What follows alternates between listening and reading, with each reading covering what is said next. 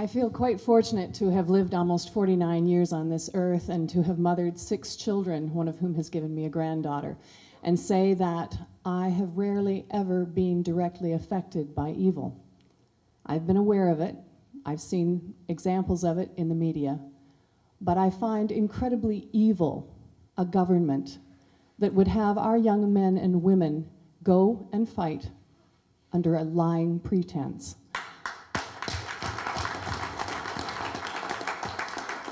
I also find it even more evil that this same government and the heads of the military would have our children and our loved ones believe that by saying we don't support this mission, this atrocity, that we do not support our loved ones. And I think it's very important to know, I'm very gratified, I keep hearing it more and more in the media, that there is a distinction being made between support for those of us who have military members, that there is support for our military members, but that does not translate into support for a political agenda. That's an extremely important message that is beginning to get out, that needs to be repeated, and I know that there are military families who are paying very close attention to this. People who would not have at one time, and in fact, did not come out to the day of support on October 28th. They were hanging back. And when I asked a few of them, because I know that some of them who have military members who are serving, as they say, outside the wire in Afghanistan, one of whom is a woman whose brother was a pallbearer for one of the dragoons who was killed not that long ago. She's a former military member herself, and I said, I was very curious that you weren't at that demonstration. And she said, well, I'm not sure if I can support the political agenda of the sort of the Halifax Peace Coalition. And I thought, fair enough. But you know what? It's not an either-or world. It is a both-and. At least that's my reality. And it is possible. We must build alliances. We must build conversations and dialogues in order to change what we feel is not right. That's the basis of a democracy. It's not turning up at the ballot box every 4 years, casting your vote, and then telling the politicians they've got carte blanche, whether you've voted for them or not. You can bet that in a democracy, it requires participation. So even if the person that you elected got in, doesn't mean that they just go away and do their, go on their merry way and do what they bloody well please. It means that you challenge them. I was raised in a police family. I was married to a military member. But the one thing that was consistent in my upbringing was challenge authority. My father was very clear. He was a staff inspector in Metropolitan Toronto Police. I used to go out to demonstrations in Nathan Phillips Square, and I can tell you that when there was going to be trouble, my father would not tell me specifically what was happening, but would just tell me to stay on the periphery, because they knew that there was something coming down, and my father absolutely hated that. But my father also made it very clear to me that, no, it's not the uniform that you respect, it's the person that's wearing it, and there are some real SOBs wearing uniforms out there.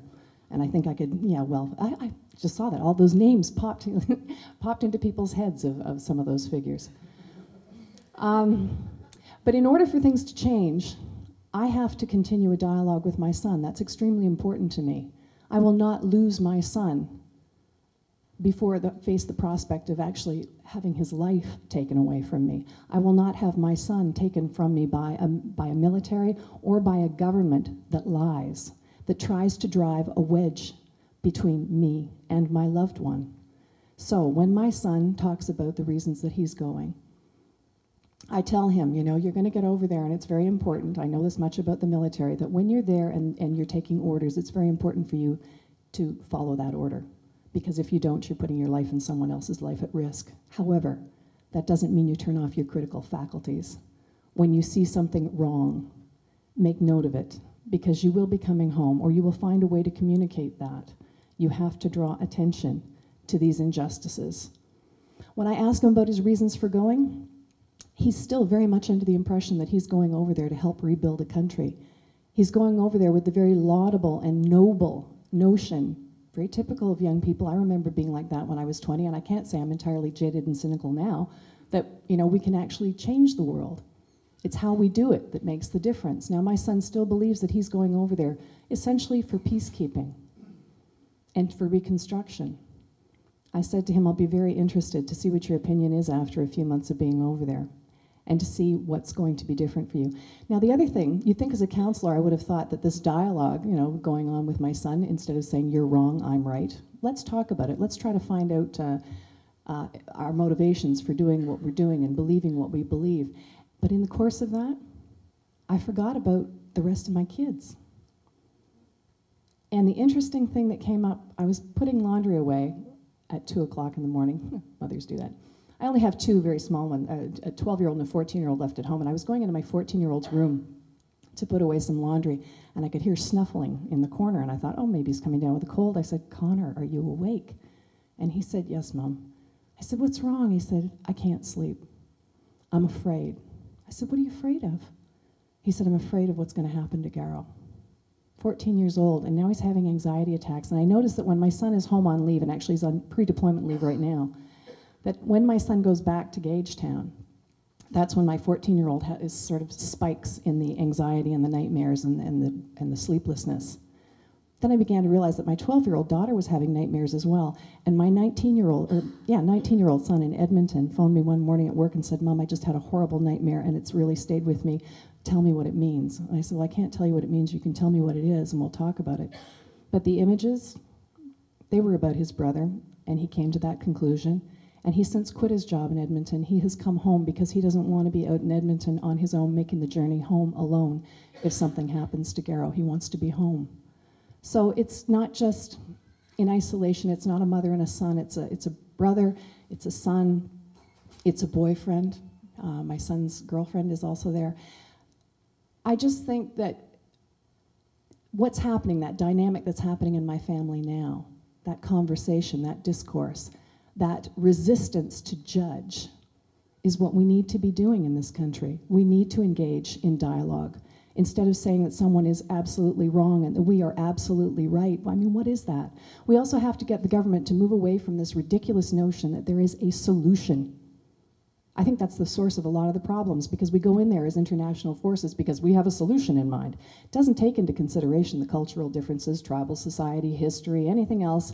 We're in the West, we're superior, we know what's right, so in a very patriarchal and hierarchical way, we're going to give you a little cookie-cutter demonstration here of exactly how you can make your country better for your own good. Somebody came into my house and told them that. I've got some very colorful language that I would use in response to that.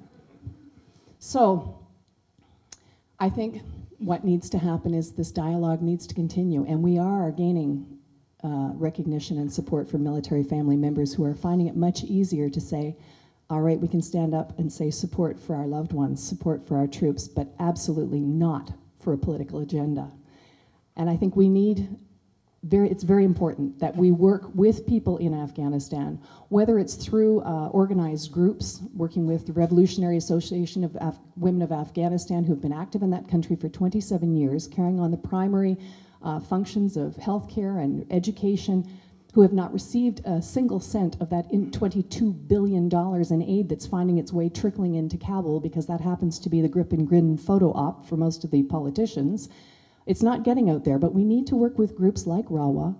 We need to work with some of the refugees that we have helped to create, not work with the warlords, drug lords, war criminals, thugs, and bullies.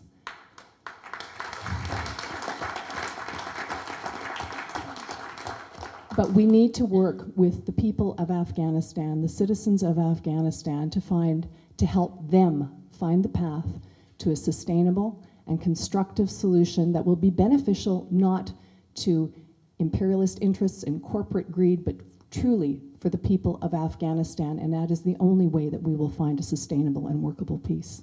Thank you.